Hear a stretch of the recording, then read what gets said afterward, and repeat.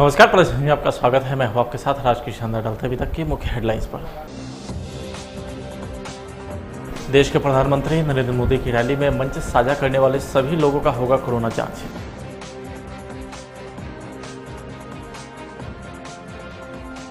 उत्तर प्रदेश के सीएम योगी आदित्यनाथ बोले, राजद और कांग्रेस सबका साथ सबका विकास की बात नहीं करते, सिर्फ अपने परिवार की बात करते हैं।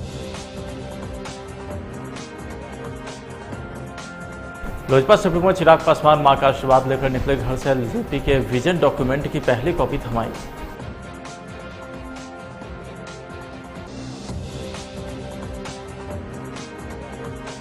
कांग्रेस ने जारी किया अपना घोषणा पत्र।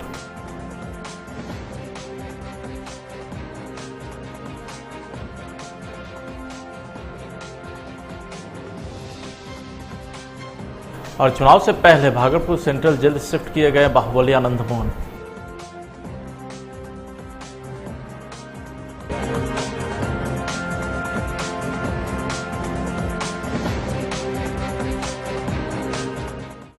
अब खबरें विस्तार से। बिहार विधानसभा चुनाव को लेकर के देश के प्रधानमंत्री नरेंद्र मोदी 28 अक्टूबर को पहली बार बिहार के भागलपुर में जनसभा को संबोधित करेंगे। कोरोना काल में होने जा रहा बिहार विधानसभा चुनाव जितना दिलचस्प है उतना ही तनावपूर्ण भी होता जा रहा है। नरेंद्र मोदी के रैली की तैयारी जोरों पर है। प्रधान सचिव के निर्देश के मुताबिक सभी तैयारी में जुटे हुए हैं। कोरोना प्रोटोकॉल का पूरी तरीके से पालन किया जाएगा। प्रधानमंत्री नरेंद्र मोदी की रैली में मंच में साझा करने वाले सभी लोगों की कोरोना जांच होगी, जिसके बाद ही वे आगे शामिल हो पाएंगे। इसके साथ ही वीवीआईपी एरिया में तैनात सभी पुलिस अधिकारी, कर्मचारी और पीएम के संग मंच साझा करने वाले लोगों की भी दोबारा जाँच की जाएगी। जैसे जैसे चुनाव की तारीख नज़दीक आ रही है, वैसे नेता एक दूसरे पर हमलावर होते जा रहे हैं। सभा में जाने से पहले तेजस्वी यादव ने नीतीश कुमार पर एक बार फिर से हमला बोला है। उन्होंने कहा है कि नीतीश कुमार शारीरिक और मानसिक रूप से थक चुके हैं। नीतीश कुमार 15 साल शासन करने के बाद यह कह रहे हैं कि नौकरी कहां से देंगे, तो इससे साफ पता चलता है कि वो मानसिक रूप से थक चुके हैं। उन्हें पहले ये बताना चाहिए कि 60 घोटालों के बाद 30,000 करोड़ बजट की राशि कहाँ गई। तो वहीं जल जीवन हरियाली में 24,000 करोड़ रुपया का बजट है, उसमें भी पूरी तरीके से धांधली है। लेकिन हमको एक मौका दीजिएगा कि नहीं दीजिएगा? अरे उधर से भी हाथ ऊपर करके बोले, एक मौका मिलेगा कि नहीं मिलेगा? देखो, नवरात्र के शुभकामना देतनी, कलश की स्थापना कर रहा है और संकल्प भी लिए नवरात्रि में। आप एक मौका दीजिएगा तो आपका भाई बेटा मुख्यमंत्री बनेगा। तो पहला कलम पहला मंत्रिमंडल में अगर चलेगा तो 10 लाख नौजवानों को सरकारी नौकरी देने का काम करेंगे। फॉरेन का फीस माफ कर देंगे, परीक्षा केंद्र जाने का भाड़ा माफ कर देंगे, आंगनबाड़ी, जीविका दीदी, विकास मित्र, आशा वर्कर, जितना वितरण शिक्षक लोग, सब लोग कर्मचारी लोग, जितना स्वयं सहायता समूह है सबको नियमित करने का काम करेंगे और मानदेय 4,000 रुपया करेंगे। और देखा वो बाबा टुकुर टुकुर जाके तरह जाए। विधा पेंशन मिला था बाबा, विधा पेंशन मिला था, नहीं मिल रहा। आपका बेटा अगर बनेगा बिहार का मुख्यमंत्री तो समय पे दिलाएगा और 400 से 1,000 विधा पेंशन हम करने का काम करेंगे। बिहार विधानसभा चुनाव से पहले उत्तर प्रदेश के मुख्यमंत्री योगी आदित्यनाथ चुनाव प्रचार करने बिहार पहुंचे, जहां कैमूर में उनका भव्य स्वागत किया गया। तो वहीं उमड़ती भीड़ ने जय श्री राम के नारे भी लगाए। सीएम योगी आदित्यनाथ ने कहा है कि नीतीश जी के नेतृत्व में बिहार लगातार ऊंचाई की ओर बढ़ता जा रहा है। एक तरफ विकास की योजना को लेकर कार्य करने वाली सरकार है, तो दूसरी तरफ जाति के नाम पर, क्षेत्र के नाम पर, भाषा के नाम पर लड़ने वाली और नरसंहार करने वाली भी सरकार है। वे लोग अपने परिवार की बात करते हैं। हर गरीब के लिए रसोई गैस का सिलेंडर, हर गरीब के लिए राशन कार्ड की व्यवस्था, हर गरीब के लिए विद्युत के कनेक्शन की व्यवस्था और हर गरीब के लिए शौचालय की व्यवस्था के साथ ही हर गरीब के लिए 5 लाख रुपए का आयुष्मान भारत का कार्ड भी उपलब्ध कराने का कार्य प्रधानमंत्री मोदी जी ने दिया है। ये काम कांग्रेस भी कर सकती थी, ये काम लालू जी का परिवार भी कर सकता था, क्योंकि अब वो पार्टी नहीं है, वो तो परिवार है। कांग्रेस भी एक परिवार के बाहर नहीं निकल सकती है और राजद भी एक परिवार के बाहर नहीं निकल सकती है। आप मानते हैं ना? उनके लिए परिवार ही पार्टी है और पार्टी ही बिहार है, इसके अलावा कुछ नहीं है। उनके लिए एक ही नारा है कि मेरा वैभव अमर रहे मां, तुम दिन चार रहो न रहो। ये उनका एक ही नारा है, एक ही मंत्र है। और भारतीय जनता पार्टी के कार्यकर्ताओं का मंत्र है कि तेरा वैभव अमर रहे मां, हम दिन चार रहे न रहे।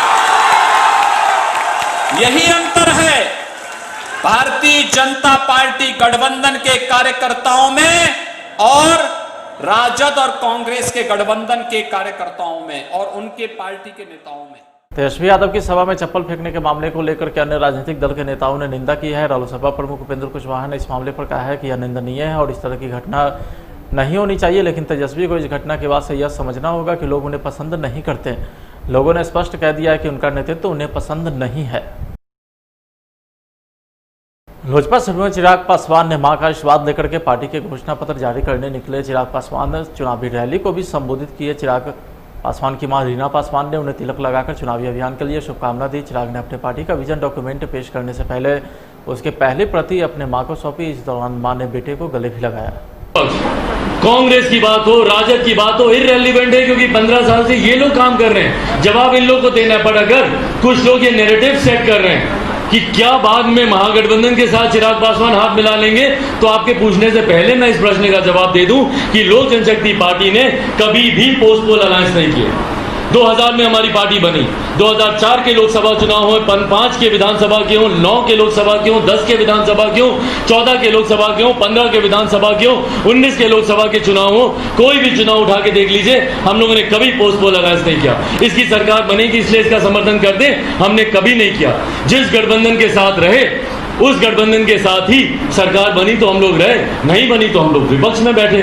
आज भी मैं इस बात को बोलता हूं कि मैं हमारे प्रधानमंत्री जी की विकास की सोच के साथ जुड़ा हुआ हूं। तो महागठबंधन या राजद के साथ जाने की बात ही कहां से आती है? कहां से ये प्रश्न उठा है?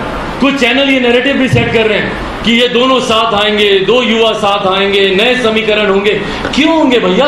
मैं प्रधानमंत्री की विकास के सोच के साथ में जुड़ा हुआ हूं। हाँ, अगर किसी और को भी उनकी सोच के साथ जुड़ना है तो स्वागत है। आए प्रधानमंत्री की सोच के साथ जुड़े, विकास की राह पर आगे एक साथ मिलकर बिहार को जो भी लेकर जाना चाहता है लेकर जाए। बिहार फर्स्ट, बिहारी फर्स्ट के साथ जो जुड़ना चाहता है जुड़े। पर मैं किसी के साथ सरकार बनाने के लिए गठबंधन करूं? नहीं। 10 तारीख को, आज ही मैं इस बात को कहता हूं, 10 तारीख को पुनः मुझसे पूछेगा, मैं संकल्पित हूं कि डबल इंजन की सरकार बिहार में बने। केंद्र में जैसे भाजपा के नेतृत्व में सरकार चल रही है, वैसे ही बिहार में भी भाजपा के नेतृत्व में भाजपा लोजपा सरकार बने, ये मेरा लक्ष्य है। बिहार के सीएम नीतीश कुमार ने गोपालगंज के भोरे से अपनी चुनावी सभा का शुभारंभ किया। उन्होंने दूसरे चरण के चुनाव प्रचार की शुरुआत गोपालगंज से की और उसके बाद मोतिहारी गए। वहाँ पर विधानसभा सीट से एनडीए के जदयू प्रत्याशी पूर्व डीजी सुनील कुमार व शालिनी मिश्रा के लिए चुनावी सभा भी की है। सीएम ने चुनावी सभा के दौरान जनता को संबोधित करते हुए कहा कि बिहार की जनता ने उन्हें 15 साल तक उनकी सेवा करने का मौका दिया है। उन्होंने बिहार में विकास के कई कार्य किए हैं। विकास का कोई काम नहीं था, न पढ़ाई का इंतजाम, न इलाज का इंतजाम, किसी तरह की व्यवस्था नहीं। सड़क, पुल, पुलिया से कोई लेना देना नहीं। लेकिन जब आप लोगों ने हमको काम करने का मौका दिया तो हमने क्या कहा था शुरू से ही, और आज भी हम इसी बात को बोलते हैं कि हमारा विश्वास है न्याय के साथ विकास में। इसका मतलब है हर इलाके का विकास। बिहार का कोई इलाका ऐसा न रहे जो पीछे रह जाए, और समाज के हर तबके का उत्थान, और खास करके जो हाशिए पर हैं उन लोगों को मुख्य धारा में लाने के लिए विशेष पहल करना। चाहे महिलाएं हों, चाहे दलित, महादलित, आदिवासी हों, चाहे अति पिछड़े वर्ग के लोग हों, चाहे अल्पसंख्यक समुदाय के लोग हों, जो किनारे पर थे उनके लिए और ज्यादा काम करके उनको मुख्य धारा से जोड़ने की हम लोगों ने कोशिश की है। और आप जानते हैं, शाम होते ही कोई घर से बाहर निकलने की हिम्मत नहीं करता था। कैसी कैसी घटनाएं घटती थी, अपहरण की कितनी घटनाएं घटती थी भाई, कितने व्यापारी छोड़ करके भागे थे यहां से, डॉक्टर लोग जो इलाज करते थे उनका जो अपहरण होता था, कितने लोग भागे थे यहां से। भूलिएगा मत, और नई पीढ़ी को याद कराइएगा कि यहां चलने का कोई रास्ता नहीं था, और शाम होते होते कोई घर से बाहर नहीं निकलता था, बिजली नहीं थी, ललटेन के सहारे थे। सबको एहसास होना चाहिए। और हम लोगों को जब आप लोगों ने मौका दिया तो हम लोगों ने जो काम करना शुरू किया, अपराध पर नियंत्रण किया। पहले कितनी घटनाएं घटती थी, दंगा फसाद भी कितना होता था। भूलिएगा मत, जब बिहार में भागलपुर में दंगा हुआ था, देश में आजादी के बाद कुछ बड़े दंगों में से एक था, लेकिन उनके बाद जिनको काम करने का मौका मिला 15 साल, क्या वहां के लोगों को न्याय दिलाया? क्या कोई काम किया?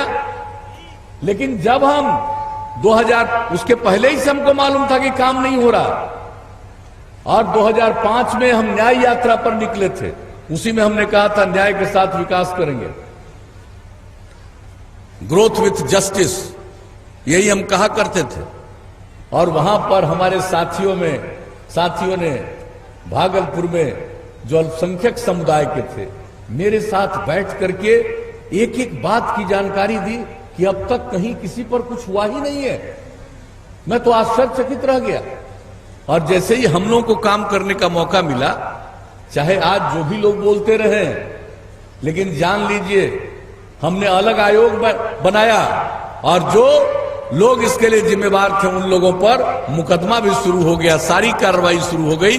और जो लोग प्रभावित लोग थे उन परिवारों को सहायता दिलवाया, 1 लाख रुपए का उस समय हर परिवार का। और जिनके परिवार में किसी की हत्या हुई थी, उस परिवार में शुरू किया हमने 2500 रुपया महीना से, और बाद में 13 में बढ़ा करके उसको 5000 रुपया महीना। बिहार विधानसभा आम चुनाव को लेकर के कांग्रेस ने भी अपने घोषणा पत्र जारी कर दिया है। विधानसभा चुनाव में कांग्रेस राजद के साथ मिलकर 70 सीटों पर चुनाव लड़ रही है। पार्टी ने सभी सीटों पर उम्मीदवार घोषित कर दिया है। पार्टी ने सबसे ज्यादा टिकट सवर्ण, उसके बाद दलित और मुस्लिम को दिया है। कांग्रेस के बिहार प्रभारी शक्ति सिंह गोहिल, कांग्रेस के मीडिया व संचार विभाग के अध्यक्ष रणदीप सिंह सुरजेवाला, प्रदेश कांग्रेस अध्यक्ष डॉक्टर मदन मोहन झा सहित पार्टी के कई नेता इस मौके पर मौजूद रहे हैं। बिहार अपराधियों की सरपरस्ती से मुक्ति चाहता है। बिहार बदहाली की जंजीरों को तोड़ना चाहता है। बिहार स्वर्णिम तरक्की की नई इबारत चाहता है। बिहार एक नई सोच, नया रास्ता, नया तेज चाहता है। बिहार करवट ले रहा है, बिहार बदल रहा है। इसीलिए हम सब ने कहा है कि बोले बिहार बदले सरकार। इस बदलाव पत्र के अंदर 6 और जो बड़े मुद्दे हैं उस पर हमारे आदरणीय नेता चर्चा करेंगे, परंतु 12 बड़ी स्कीम्स, 12 बड़े निर्णय हम लेकर आए हैं, और मैं 5-5 सेकंड में आपको उन 12 निर्णयों की चर्चा करूंगा। कांग्रेस पार्टी, जैसा शक्ति सिंह जी ने कहा, राजीव गांधी कृषि न्याय योजना लेकर आएगी छत्तीसगढ़ की तर्ज पर। वहां की सरकार अब किसान के खाते में, 2 एकड़ से कम के किसान के खाते में सीधा पैसा डालती है। बिहार की गठबंधन सरकार किसान के खाते में राजीव गांधी कृषि न्याय योजना से सीधा पैसा डालेगी। जल से नल योजना का घोटाला हमने देखा, 25,000 करोड़ का, 24,000 करोड़ का। बिहार में राइट टू वाटर यानी पानी का अधिकार होगा। सरदार वल्लभ भाई पटेल पेयजल योजना होगी। बिहार के वृद्ध, विधवाएं, एकल महिलाएं, इनके लिए हम डॉक्टर राजेंद्र प्रसाद वृद्ध सम्मान योजना लाएंगे और पेंशन 800 रुपया होगी। अगर बुजुर्ग 80 साल से अधिक हैं तो 1000 रुपया होगी। एकल महिलाओं और विधवाओं की पेंशन भी 1000 रुपया प्रति माह होगी। मुजफ्फरपुर समस्तीपुर रेलखंड के सीहो और सिलौत स्टेशन के बीच गोरखपुर कोलकाता स्पेशल एक्सप्रेस कल देर शाम डिटेल हो गई। इस घटना में कोई हताहत तो नहीं हुआ, लेकिन ट्रेन के 2 डब्बे पटरी से उतर गए। घटना के संबंध में एक यात्री ने बताया कि गोरखपुर से कोलकाता जा रहे थे और मुजफ्फरपुर स्टेशन से ट्रेन खुलने के कुछ देर बाद अचानक ट्रेन से आवाज़ आने लगी, जिसके कारण लोगों ने हल्ला किया और ट्रेन की रफ्तार काफ़ी तेज़ थी। ड्राइवर अचानक ट्रेन को रोक नहीं सकता था, इसलिए ड्राइवर ने धीरे धीरे ट्रेन को रोका, जिससे कि एसी सहित 2 डब्बे पटरी से उतर गए। आगामी बिहार विधानसभा चुनाव शांतिपूर्ण तरीके से संपन्न कराने को लेकर के प्रशासन की तैयारी जोरों पर। इसके लिए बिहार में अब कैदी की शिफ्टिंग शुरू हो गई। देर रात बाहुबली पूर्व सांसद आनंद मोहन को सहरसा जेल से भागलपुर सेंट्रल जेल शिफ्ट किया गया। आनंद मोहन को भागलपुर सेंट्रल जेल शिफ्ट किए जाने के दौरान सुरक्षा के पुख्ता इंतजाम किए गए थे। आपको बता दें कि पूर्व सांसद की पत्नी लवली आनंद सहरसा से राजद प्रत्याशी के रूप में है, तो वहीं शिवहर विधानसभा से आनंद मोहन के बेटे चेतन आनंद राजद प्रत्याशी के तौर पर चुनावी मैदान में है। बिहार में जारी चुनावी सरगर्मी के बीच मुजफ्फरपुर में जदयू प्रत्याशी मोहम्मद जमाल के द्वारा निर्दलीय उम्मीदवार अजीत कुमार को धमकी देने का एक सनसनीखेज वीडियो तेजी से वायरल हो रहा है। इस वीडियो में मोहम्मद जमाल यह कहते हुए देखे जा रहे हैं कि वह अजीत कुमार को घर में घुसकर मारेंगे। वीडियो में आप सुन सकते हैं कि काटी विधानसभा क्षेत्र से जदयू उम्मीदवार मोहम्मद जमाल एक सभा को संबोधित कर रहे हैं। संबोधन के दौरान अचानक उनके बोल बिगड़ जाते हैं और कहते हैं कि अजीत कुमार का कोई कार्यकर्ता सुन रहा है तो इस मंच से सुन ले और जाकर बता दे कि मेरे किसी कार्यकर्ता को ललकारा तो घर में घुसकर मारेंगे। कार्यकर्ता सुनता होगा तो खबर कर देना, अगर उसका हिम्मत है मैं एक कार्यकर्ता को ललकार के देखे घर में घुस के जिंदाबाद जिंदाबाद जिंदाबाद जिंदाबाद। नौजवान साथी, मैं बता देना चाहता हूं, इस मंच के माध्यम से अगर कोई अजीत कुमार का कार्यकर्ता सुनता होगा तो खबर कर देना, अगर उसका हिम्मत है मैं एक कार्यकर्ता को ललकार के देखे घर में घुस के जिंदाबाद जिंदाबाद जिंदाबाद जिंदाबाद। रोहतास में जनसभा की शुरुआत मुकेश सैनी ने राजद पर जमकर हमला करते हुए किया और अपने पीठ में छुरा भोंकने का आरोप महागठबंधन के अधिकारी पर लगाया। उन्होंने कहा कि नीतीश कुमार ने बिहार के लोगों को गड्ढे से निकालने का काम किया है। पूरे बिहार में मल्लाह समाज के लिए 20,000 करोड़ रुपए की पैकेज भारत के प्रधानमंत्री नरेंद्र मोदी के द्वारा दिया गया। बिहार विधानसभा में अगर कोई आवाज उठाने वाला व्यक्ति है तो चिनारी विधानसभा क्षेत्र से प्रत्याशी ललन पासवान है। अपने क्षेत्र की जनता की आवाज विधानसभा में वे हमेशा उठाते रहते हैं। ये समय आया है साथियों, ऐसे लोगों से बदला लेने का जिन्होंने आपको कहीं ना कहीं खंजर भोगने का काम किया, उसको ये 2020 का चुनाव में उनको बताने की जरूरी है साथियों।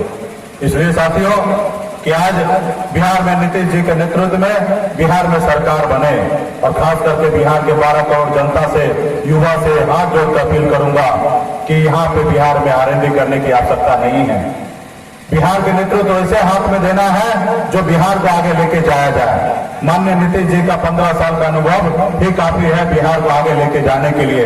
आप सबको पता होगा कि कल बिहार कैसा था, 15 साल पहले बिहार में क्या था और आज बिहार कहाँ है। गोपालगंज में सिविल कोर्ट के अधिवक्ता नवीन कुमार को बेखौफ अपराधियों ने गोलियों से भून दिया। गोली लगने से गंभीर रूप से घायल अधिवक्ता की हालत चिंताजनक है, जिन्हें गोरखपुर के लिए रेफर कर दिया गया है। घटना थावे के बेदू टोला की है।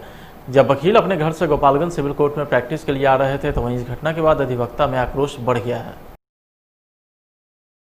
जिले के समस्तीपुर रामबाबू चौक गांधी गली निवासी कपिल ठाकुर की पुत्री व बीए प्रथम साल की छात्रा कृतिका ठाकुर चुलबुल के द्वारा बनाई जा रही स्केच पेंटिंग इन दिनों लोगों का मन मोह रही है। ललित नारायण मिथिला यूनिवर्सिटी की छात्रा कृतिका बताती है कि जब वह 14 साल की थी तभी से उसका पेंटिंग के प्रति लगाव बढ़ता गया।